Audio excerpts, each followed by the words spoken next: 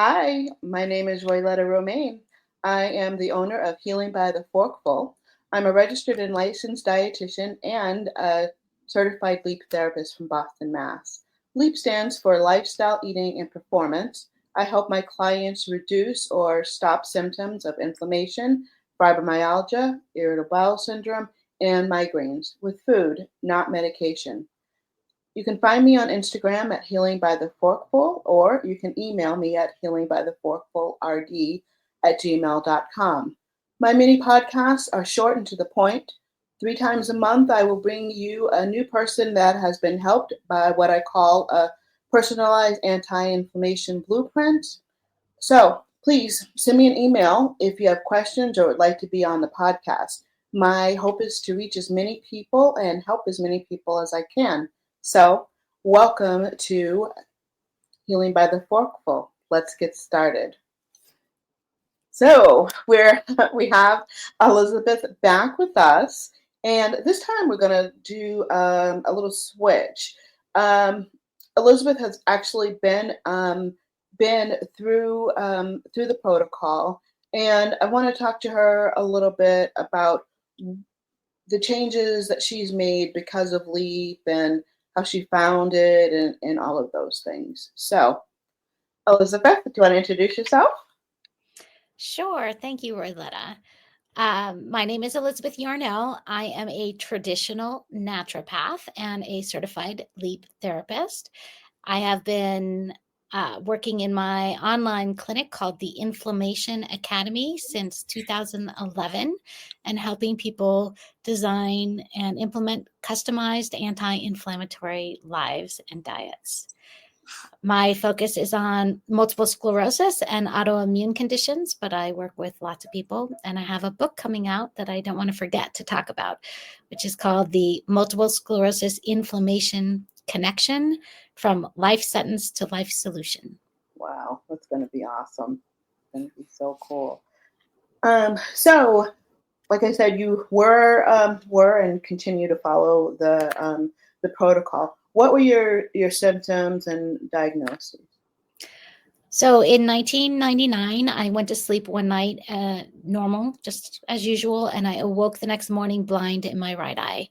And in short order, I was diagnosed with multiple sclerosis. It was about 2 weeks before my 30th birthday. And at that time, the doctors told me the only thing that I could do is to take one of these injectable disease modifying therapies, which are all pharmaceuticals with serious toxic side effects. In the beginning, I did for the first 5 years on and off. I took one of these injectable drugs and I had a lot of side effects. One of them was daily hives all over my body for 3 years. And another one, by the end, I was having a seizure every time I injected the drug. So in the meantime, I had been cleaning up my diet and cleaning up my life and exposures and learning more about the world of natural health and food. Food was one of my first focuses to clean up my diet because at that time when I was diagnosed, I had basically spent the previous decade living off of Diet Coke, Crystal Light, and gummy bears. It was that time. So really not very healthy, and maybe not a huge surprise that at the end of a decade of that I would get really sick. But I was pretty dedicated to doing whatever I could to keep myself out of a wheelchair. And it wasn't for the first 10 years or so. I changed my diet to one of whole foods versus processed foods, what I had been eating before. And that made a big difference in how I felt and how my body was functioning. And for a long time, I really thought that that was the secret to health, was whole foods versus processed foods. I think that is a big part of it now. But then, yeah, definitely a big step. as we talked about in my last appearance on this podcast, which if you haven't heard, you should go back and listen to, we talked about my son's issues and how that is how I finally discovered the MRT test. And that was 2008 when I discovered it and implemented it for him. And it was incredibly life-changing. And it took me a little while to realize that it might also have beneficial effects for myself with multiple sclerosis.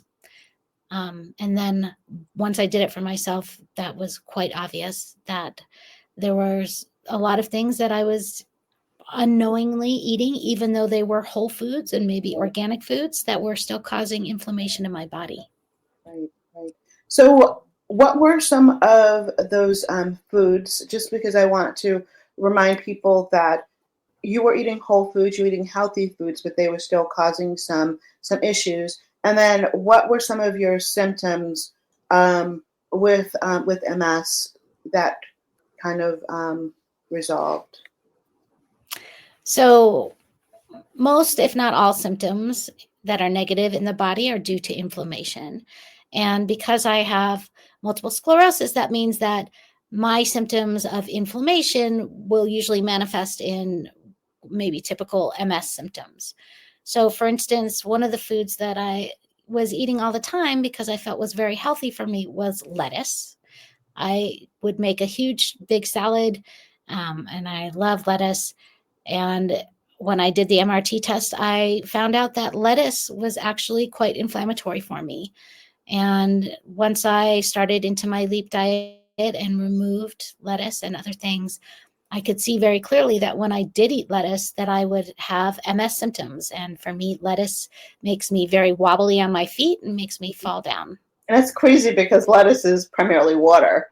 So, You yeah, think so, yeah, but what we learn when we work with the MRT is that, and people ask me this all the time, well, what do you think it is in lettuce that is a problem for you? And all I can say is it's lettuce.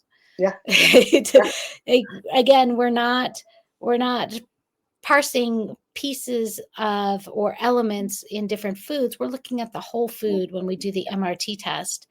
So it's just lettuce that makes me wobbly. And in fact, um, one time into my LEAP years, once I realized lettuce, I forgot. And we were up skiing, having a ski vacation, and we had another family who came to join us for dinner. And for their contribution to dinner, they brought this huge, beautiful salad, and it was full of lettuce. And I forgot, and I was very excited for this beautiful salad, and I ate it.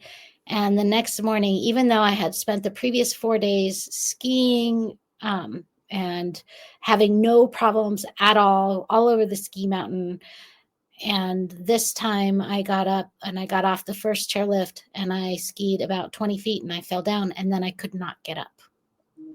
That's And one thing that I do like about when you get your test results, you actually get a little card. I was actually in Leros over the summer, and to my surprise, which I'd never noticed before, doing a lot of Mediterranean nutrition education, they eat a lot of potatoes, and I don't eat potatoes. One because they just I just didn't eat them because of I like to have them with a lot of stuff that I shouldn't have them on. And as it turned out, it was actually on my LEAP card that I'm not supposed to have potatoes. But I didn't think about it because I don't have potatoes, so I didn't think about it. And for the first couple of days when I was in Greece, I was eating potatoes and I'm like, I don't feel good. So it's yeah, it's very surprising. right, one of the things I realized when I did my LEAP test was that one of the very few supplements that MS doctors will recommend to MS patients is to take fish oil for the omega-3s. Generally a good idea, but I would take fish oil and I would feel crappy and I couldn't figure it out. So I was just like, oh, I can't. And my doctors would say, are you taking the fish oil? I'm like, I hate the fish oil. I can't even tell you. I don't like it. It doesn't make me feel good. And it turned out that cod is red reactive for me on my LEAP test. And so most fish oil is made from cod. Absolutely. Yes, and just because you brought that up, you have to be careful because I've had some patients where the outer coating of a pill, I changed somebody from having the pill into a liquid form, and things were so much better for her. So, yeah. Not only that, but a lot of pharmaceuticals have additives in them that are non-nutritive Right. or are maybe something that you're reactive to. So whenever I work with a LEAP client, I make sure that I'm not going to take you off your medications if that's between Absolutely. you and your medical doctor. Absolutely. But let's look and see what are the ingredients in that medication that you don't need. And maybe it's red food dye, and maybe it's rice bran. They Mm-hmm. put in a lot of fillers into pharmaceutical medications that aren't necessary for their non-medicinal, we'll call them. Yes. Yes. Absolutely. Absolutely. I had one client who came to me. She had an autoimmune disorder, and she had a lot of pain in her shoulder. And her doctor told her that was part of this autoimmune disorder. And the doctor had prescribed a pain cream that she applied multiple times a day because she was just always in pain. Well, when we did the MRT test, we found out that she was very sensitive to blue food dye. Mm-hmm. Turned out that pain cream was blue. Yeah. Yeah. She was very scared, very nervous to stop using it, but her daughter convinced her to stop using it once they realized it was blue. And lo and behold, in 3 days, she had no more pain in that shoulder. Wow. Wow.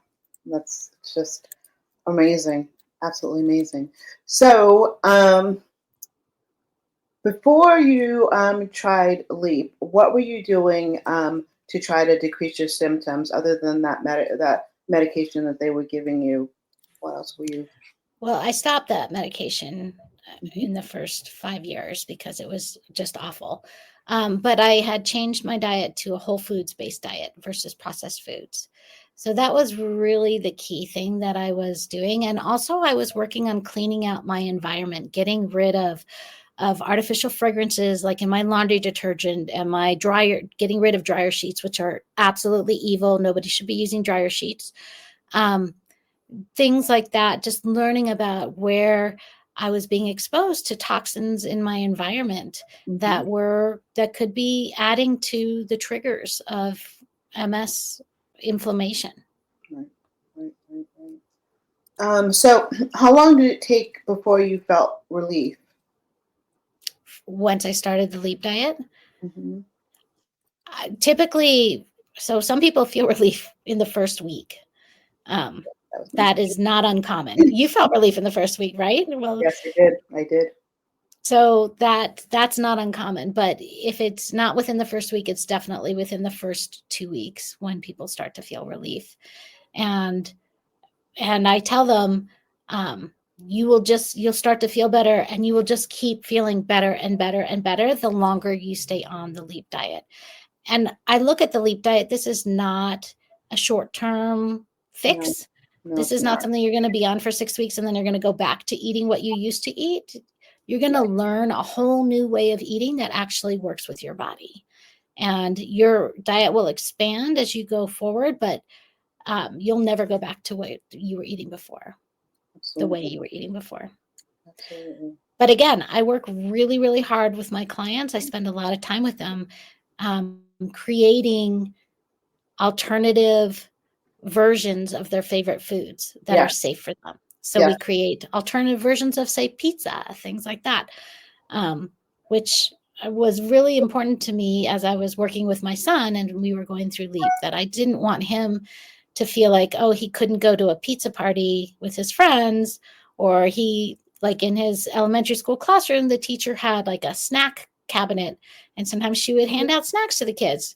So I worked with the Mhm. teacher and I supplied snacks that would be for him. So the other kids would get their brownies or whatever they were handing out, and he would have his special brownies that were made from almond flour or whatever it was that would be a safer alternative for him, so that he Yes. could still participate and feel like he was part of the community and not ostracized, Absolutely. but he would stay safe. And that is so important with children, just to make sure that they are included. Um, and then as adults, remembering what you can eat and bring what you can eat and focus on what you can eat instead of saying, "Oh, they're having that. I can't have that. I'm not going to do it. I'm not going to go," because it just starts to. First, you were setting yourself up because you didn't feel good from eating the food, so you didn't go. And now, oh, I can't eat that, so I'm not going to go. So as sleep therapists, we work with you to find things that you can actually eat and enjoy. Right. We talk a lot about strategies. I mean, I've traveled. First of all, I travel a lot, and I often travel with a huge bag of snacks for myself. I don't get on a plane without my own snacks because sometimes it can be difficult to find safe food for me in an airport, depending on especially where in the country that airport is. Some places in the country are easier to find cleaner foods. Some places are impossible to find cleaner foods. So I always have a bag of nuts and dried fruits that I carry. I have some safe kind of granola type bars. I like dried fruit bars, things like that, things that pack well. I just did a 3-week trip to Europe and Iceland, and I had my own little sack of foods for when I needed it. And I only needed to reach into my sack 3 times during these 3 weeks, which was great. I was able to find foods most places, but I want to be sure. I don't want to leave myself in a place where I can't find anything to eat and I'm starving. Absolutely. You always want to be prepared. You never know when you need a snack. So tell us how your life has changed since following the protocol. I know there's so many things, but... So I was diagnosed with multiple sclerosis in 1999.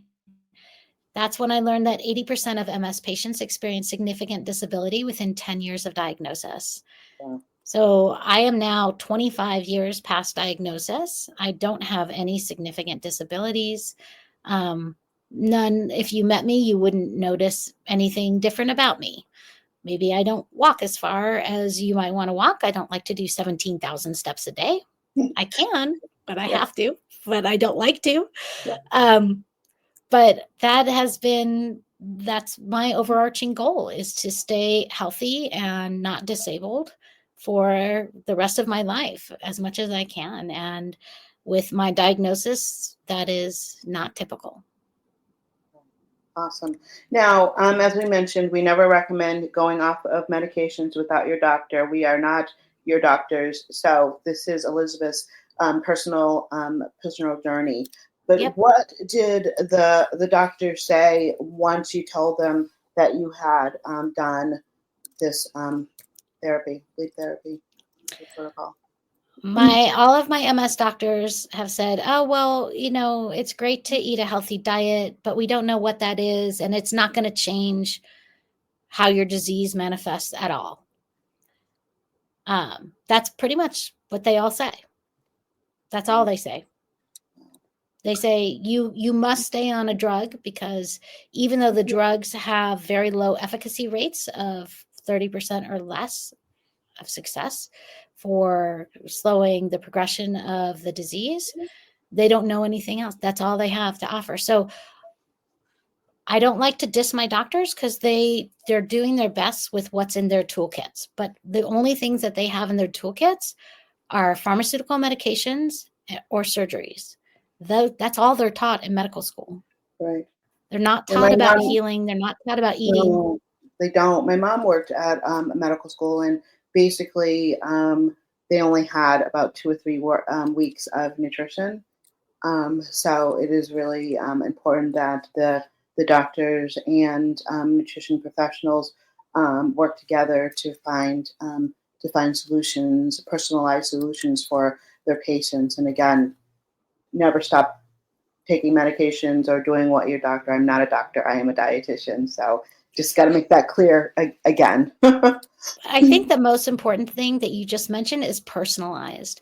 And that is the secret with the MRT and LEAP, and why it is so effective, because this is not a blanket generalization way of eating. We're not publishing a book and saying everybody should eat blueberries, everybody should eat this or not eat that.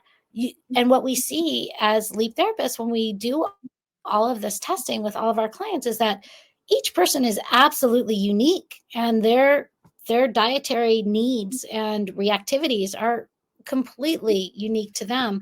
Absolutely. I call it's a snowflake. We can't say everybody should eat this. In fact, I have an Instagram post of this snowflake that says that. Yeah. I get asked all the time in interviews, what do I suggest that people with multiple sclerosis eat? And I say, well, I'm very uncomfortable offering that up because I know that it's unique to everybody. Like, I can't eat lettuce, but it doesn't mean you shouldn't eat lettuce. Mm-hmm. But what I feel very comfortable doing is saying things you should not eat. You should Right. not eat artificial synthetic sweeteners. You should not eat food dyes and colors.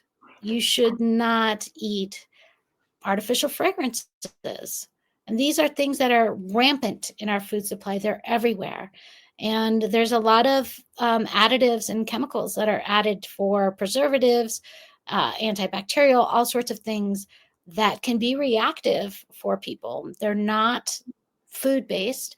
Even something as common as citric acid that you might see on almost every Everything. label drives me crazy. That or So soybeans. soy, but again, some people are okay with soy. I'm not going to say nobody should eat soy, but I Mm-hmm. am going to say nobody should eat citric acid. So we think citric acid maybe is what comes from lemons, lemon juice or something, citrus fruits. That is not what the citric acid that we see on labels is. It's actually black mold, it's aspergillus.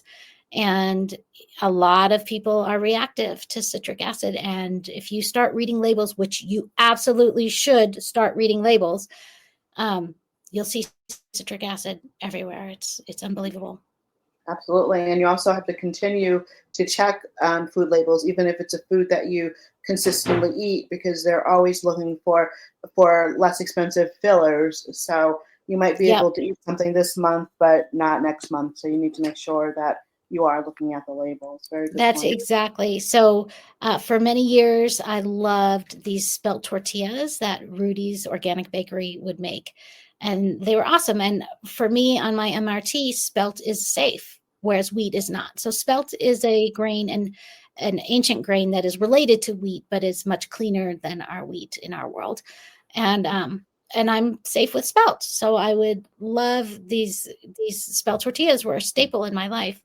And then I started to feel like I was gaining weight and I had this belly going on and I was tired. I couldn't figure it out.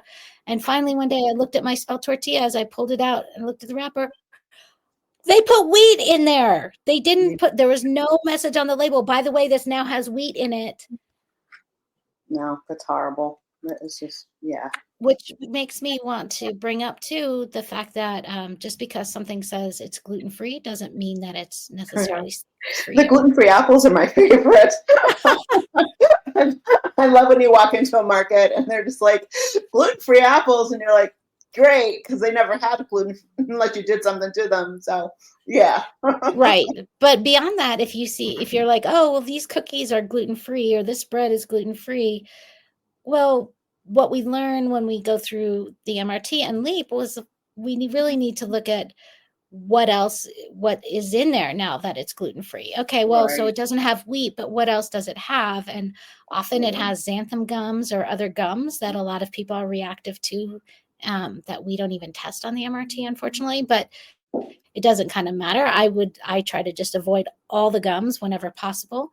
And all sorts of things that they'll stick in there. In fact, the words that I think are the scariest words in the grocery store are low-cal, diet, light, Fat-free. L-I-T-E, fat-free, sugar-free. All of those are warning labels. You should stay far, far away from those foods. Absolutely. Absolutely. Well, Elizabeth, is there anything else you want to add? This has been fantastic. I do have an inflammation quiz if people are wondering how much inflammation they have in their body, and they can go take this free inflammation quiz and get their inflammation score. That's at let's see, inflammationinvestigator.com is that website. And please keep an eye out for my book coming out in the spring of 2025, The Inflammation Multiple Sclerosis Connection. Awesome. Thank you so much for spending some time with us. Have a wonderful day, Elizabeth. You too, Royletta. Thank you.